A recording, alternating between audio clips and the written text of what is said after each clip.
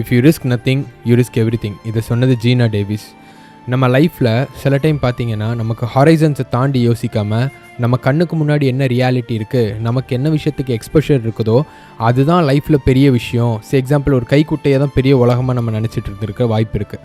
சில பீப்புள்கிட்ட கேட்டிங்க அப்படின்னா உங்கள் லைஃப்பில் ஆம்பிஷன் என்னென்னு கேட்டால், எனக்கு ரொம்பலாம் இல்லை, ஒரு 20,000 30,000 சம்பாதிக்கணும், உள்ளூர்லேயே சம்பாதிக்கணும், ஜாலியாக ராஜா மாதிரி சுற்றிட்டு வரணும்னு சொல்லுவாங்க. இவங்கள பார்க்குறப்போ நமக்கு வந்துட்டு ஒரு அக்வாரியமில் இருக்கிற ஃபிஷ் மாதிரி நம்ம பார்க்க முடியும். அந்த ஒரு சின்ன ஒரு ஃபிஷ் டேங்க்குள்ளே அவங்க ஒரு பெரிய ஃபிஷ்ஷாக இருப்பாங்க. பட் அதே இது அவங்களுக்கு ஹாரைசன்ஸை தாண்டி என்ன இருக்குதுன்னு அவங்களுக்கு தெரியாது. பாண்டு, ரிவரு, கடல், அதில் திமிங்களும் இருக்குதுன்னு கூட அவங்களுக்கு தெரியாது. இந்த மாதிரி அவங்களுக்கு தெரியாத டைமில் அவங்களுக்குன்னு ஒரு குட்டியான ஒரு விஷன் வச்சுருக்கிறது மூலமாக அவங்களோட ஃபுல் பொட்டென்ஷியல் என்னன்னே அவங்களுக்கு தெரியாது. அவங்க இதை சாய்ஸாக மேக் பண்ணியிருக்க மாட்டாங்க.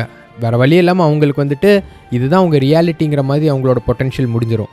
வாட் இஃப் திடீர்னு அவங்களோட ஒரு கடைசி தருணங்களில் அக்வாரியம்லேருந்து திடீர்னு அவங்க வந்துட்டு ஒரு கடலில் போய் பார்க்க சூழ்நிலை இருக்குது. அங்கே பார்த்தா திமிங்கலம், சுறா, அதுன்னு பெரிய மீன்கள் வந்துட்டு இன்னும் டாமினேட் பண்ணிகிட்ருக்கு கடலில்.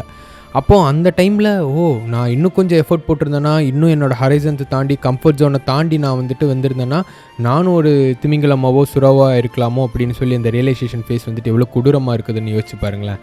அந்த டைம் யோசிக்கிற போது அவங்க வந்துட்டு அந்த ஒரு டைமை தாண்டி இருப்பாங்க. கடைசி டைமில் அவங்க யோசிப்பாங்க. ஸோ நமக்கு இந்த மொமெண்ட்டில் நம்ம யோசிப்போம். நமக்கு ஜஸ்ட்டு இருக்கக்கூடிய ஆப்ஷன்ஸை வச்சுட்டு நம்ம ஒரு இடத்துல நான் பெரிய ஆகணும் அப்படின்னு யோசிக்கிறத விடையே ஆப்ஷன்ஸ் என்னென்னலாம் இருக்குது, ஹரைசன்ஸை தாண்டி என்ன இருக்குது அப்படின்னு சொல்லி நம்மளோட கோலை நல்லா ஹையஸ்ட் ஸ்டாண்டர்டில் செட் பண்ணிவிட்டு அதை நோக்கி போகிறது மூலமாக நம்ம கண்டிப்பாக ஒரு இம்பேக்ட் அந்த பூமியில் ஏற்படுத்த முடியும்.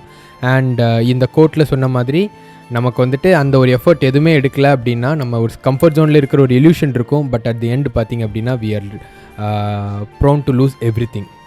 Stay strong.